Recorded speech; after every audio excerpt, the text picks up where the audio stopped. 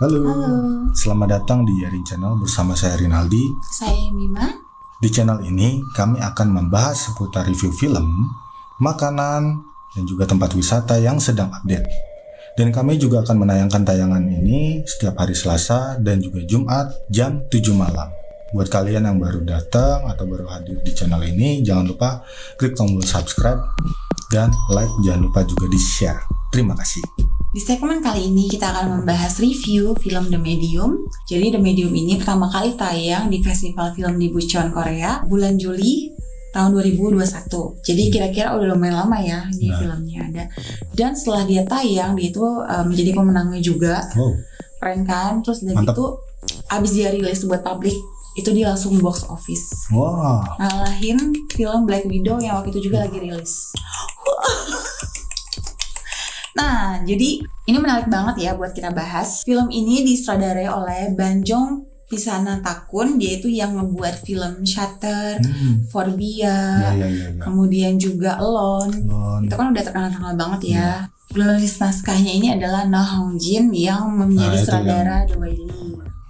Film ini tuh ala-ala dokumenter gitu ya, yang dimana tim dokumenternya ini menyoroti dukun perempuan yang ada di desa Isan, tepatnya di Thailand Utara, yang bernama Nim.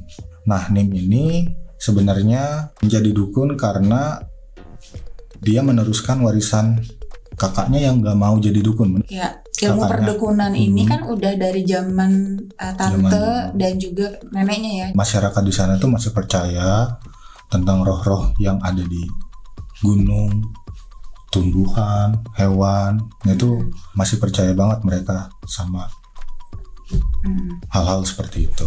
Oh ya kan, jadi si kakaknya ini kan nggak mau tuh jadi dukun. Dia tuh bahkan sama pindah agama kan. Iya, pindah agama. Walaupun tadi di tempat mereka itu mereka percaya semua sesuatu tuh ada rohnya. Kakaknya ini malah jual daging anjing. Daging anjing. Jadi yang emang nggak boleh sama pemerintahnya ya. Bahkan sama pemerintah juga nggak boleh. Betul. Jadi kan kayak kurang ajar gitu nggak sih? Iya. Nah, suatu hari waktu si Nim itu lagi mau ke pemakaman saudara iparnya, ada kejadian yang aneh. Dia itu punya ponakan namanya Ming. Ming ini adalah anaknya si Noi. Dia itu mulai kayak menunjukkan gejala-gejala aneh yang kayak kerasukan gitu. Ya. Nim sama Noi itu mereka kayak udah ngeliat anak ini kenapa nih gitu. Udah mulai curiga lah. Mulai curiga gitu kan. Apa dia ini lagi mau diambil sama si Bayan gitu sebagai penerus. Tadi udah kita bahas gak sih Bayan itu adalah dewa yang dipercayai sebagai pelindungnya si dukun ini kan. Jadi dukun ini adalah perantara antara Bayan dan juga manusia. Ya, gitu. masyarakat di sana juga masih menyembah si Bayan. Ritual-ritual. Ya, sebagai penolong. Jadi mulailah tadi yang nyorotnya cuma si Nim doang. Tim dokumenter juga akhirnya nyorot keluarganya si Ming, karena si Ming ini kan dipercayai bahwa dia adalah penerusnya si dukun. Si Noi itu emaknya tuh nggak mau banget gitu kalau anaknya nerusin ilmu dukun. Dia aja sampai pindah agama kan, dan dia aja sendiri nggak mau jadi dukun. Jadi dia tuh berusaha biar anaknya tuh nggak jadi dukun. Tapi makin kesana-sana anaknya tuh makin aneh gejalanya, dan dia tuh bahkan sampai sakit-sakitan dan hampir mati. Ya, film The Medium ini ngasih nuansa yang horornya itu nggak jump scare banget gitu. Jadi kita kayak dibawa ke suasana pedesaan, tapi pedesaan yang kelam suram gitu loh.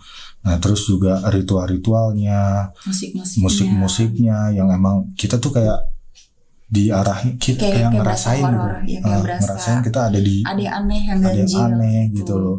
Terus kesurupannya juga. Iya, pas bagian kesurupannya tuh kerasa banget, serem. Kerasa banget. Ada prosesnya juga ya. Iya, prosesnya. Nggak langsung gitu.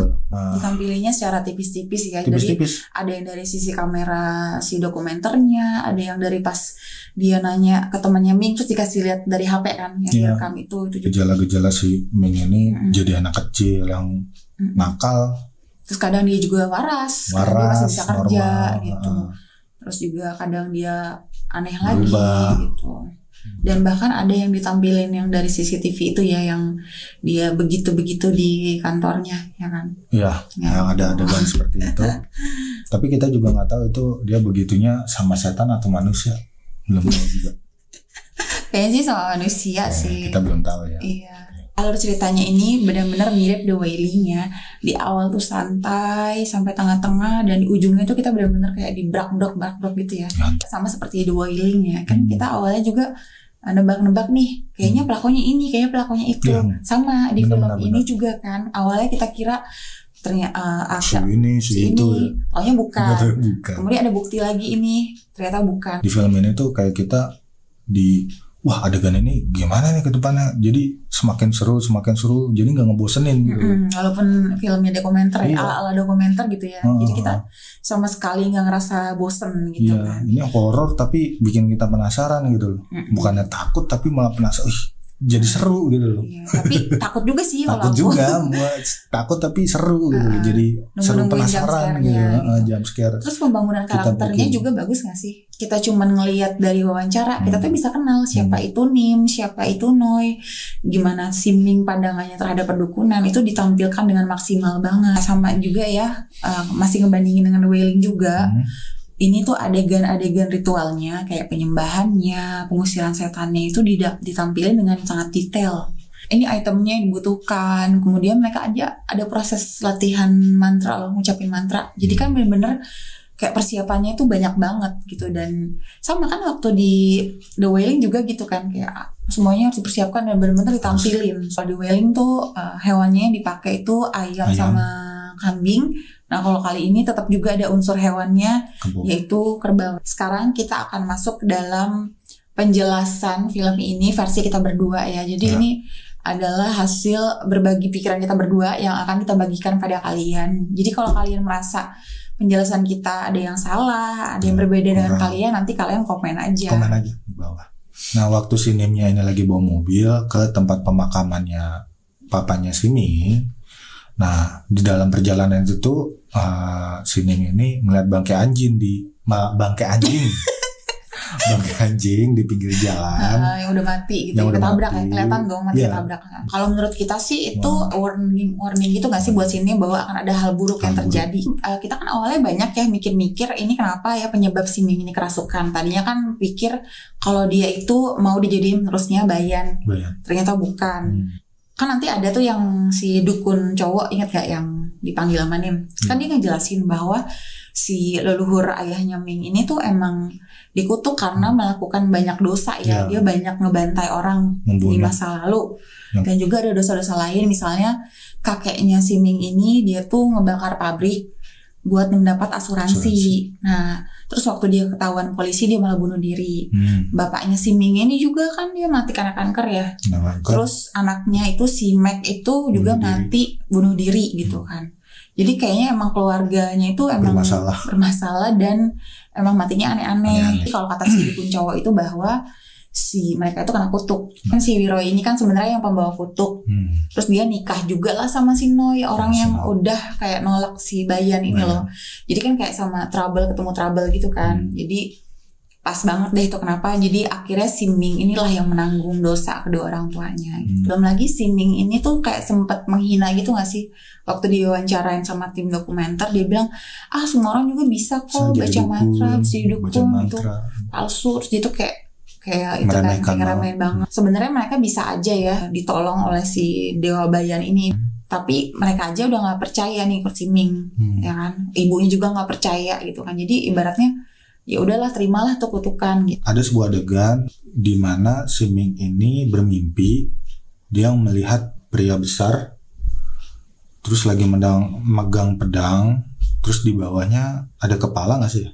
Ada kepala. Terus si kepalanya ini kayak mau berusaha ngomong ke Ming, tapi nggak kedengeran kata si Ming gitu.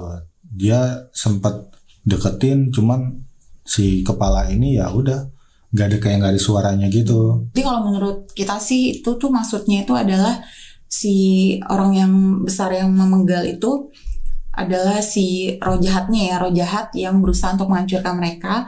Sementara kepalanya yang udah di bawah itu adalah si Dewa Bayan, perwujudan dari Dewa Bayan yang nanti kemudian kita tahu kan bahwa nanti patungnya Dewa Bayan tuh udah terpenggal. Jadi kepalanya udah copot gitu. Si Nimnya ini kan udah dikasih tahu ya, bahkan nyokapnya juga dia udah dikasih tahu bahwa dia tuh kayak harus mendengarkan Dewa Bayan, tapi mereka juga tidak mau dengerin kan. Jadi maksudnya kenapa kepala itu kayak mau ngomong sama dia tapi dia nggak bisa dengar apa-apa.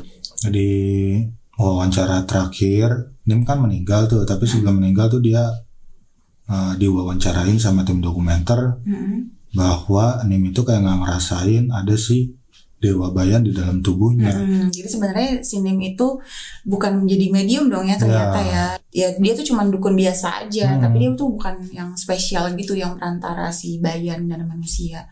Terus itu juga nggak sih yang pas adegan kakaknya itu si Noah itu nanya, kamu tuh benar-benar Bayan tuh benar-benar ada nggak sih? Kan dia bilang bener ada, tapi dia tuh sebenarnya kayak ragu dong. Dia kan bilang, kamu pernah lihat dia nggak? Dia bilang nggak pernah gitu kan. Jadi sebenarnya sih kita beranggapan bahwa si Nim ini juga sebenarnya memang tidak mempunyai kekuatan khusus gitu. Makanya dia juga waktu diminta tolong sama Ming kan dia malah minta dukun yang lebih sakti kan. Gitu. Ya pas di ending juga kan disorot banget tuh ada boneka voodoo ya yang tulisannya itu nama keluarganya si suaminya si Noi ini kan. Jadi berarti kan menjelaskan bahwa mereka tuh juga ada yang ngutuk nggak sih, ada yang nyantet lah istilahnya kan. Jadi pasti selain karena juga di masa lalu leluhurnya itu banyak ngebantai orang, terus ada juga yang dendam sama keluarganya ya Santi ini gitu. Jadi yang terima imbasnya malah keturunannya yang nggak salah apa-apa. Di dalam film horor ini ciri-ciri yang disantet itu kan ngeluarin cairan hitam ya pertama kali waktu si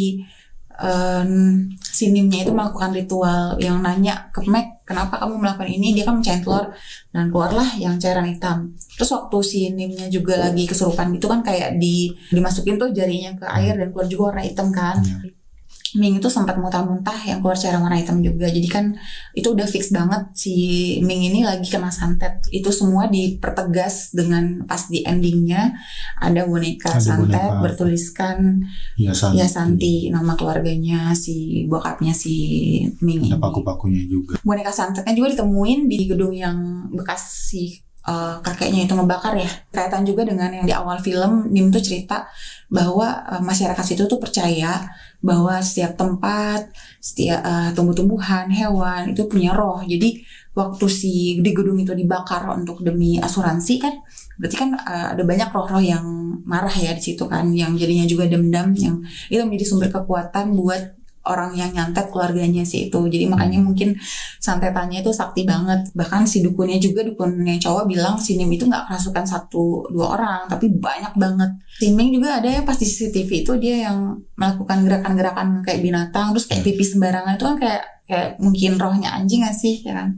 Ya jadi ada beberapa juga adegan-adegan yang bikin kita berdua bingung. Kayak pada saat pengusiran roh itu kan ada penjaganya ya, staff para dukun yang bantu masang, bantu nyanyi lah, baca mantra. Itu kan mereka semua kesurupan tuh, tapi krunya enggak, kenapa? Iya. Mungkin setannya pilih-pilih. Iya mungkin. Ini film. Terus juga yang bikin aku kesel kan ini Mingnya udah kesurupannya udah tingkat udah nggak bisa dikontrol lagi ya. Terus kenapa si Mingnya nggak dirantai atau nggak diborgol atau nggak diikat? Padahal sebelumnya si Ming ini udah sempat nyulik bayi. Anaknya pamannya, ponakannya lah gitu si Pong. Mending kan tuh anaknya nggak dimakan, tapi ujung-ujungnya sih dimakan juga. Nyokapnya itu juga aneh kan, pas dia ngaku bilang aku dirasuki oleh Bayan, kita akan menang kan gitu kan.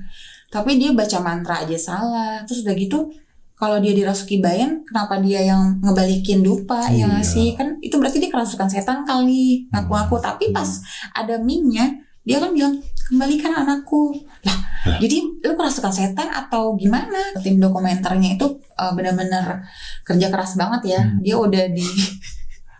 udah disempet kan, diterkam sama staff-staffnya dukun yang kerasukan. Tapi dia tetap ngevideoin gitu kan, bukannya kabur ya. Mau ngambil kamera ngevideoin. Iya itu emang totalitas banget. Kalau kita aja kayaknya udah aduh kabur nggak jadi gitu. Jadi tapi teknik itunya mulus banget ya, kayak ngebalikin. Awalnya kan kita cuma view dari yang kayak orang-orang kerasukan, tapi kan akhirnya setannya itu si Ming yang kerasukan itu kan kayak ngambil kameranya ngebalikin ke si tim dokumenternya itu. Jadi kita bisa lihat bahwa ternyata ususnya itu udah kemana-mana gitu kan, karena dimakan oleh orang yang pasukan aing macan ya. Iya. Adegan yang paling berkesan buat kamu ada nggak? Adegan yang berkesan? Aku sih nggak ada, itu serem semua adegan. Kalau aku, jadi yang pas ala-ala paranormal activity gitu, kan ditaruh CCTV di mana-mana di sepanjang rumahnya.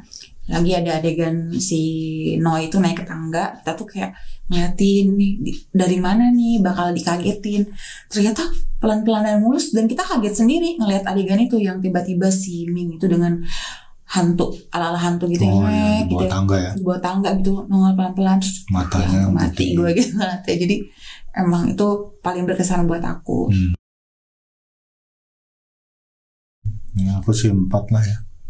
4/5 ya, gitu ya. Jadi udah mendekati sempurna ya. Sama aku juga 4/5 karena ini dari segi cerita bagus, penyampaiannya juga bagus. Pokoknya worth it banget untuk ditonton. Salah satu film horor terbaik ya di tahun horor ini. Terbaik. Ya, sekian konten kali ini. Bagaimana menurut kalian pembahasan kita tentang film The Medium? Jangan lupa komen di bawah. Dan juga yang baru mampir, jangan lupa untuk klik subscribe, klik tombol like, dan juga share jika video ini bermanfaat. Terima kasih. Dadah. Nah.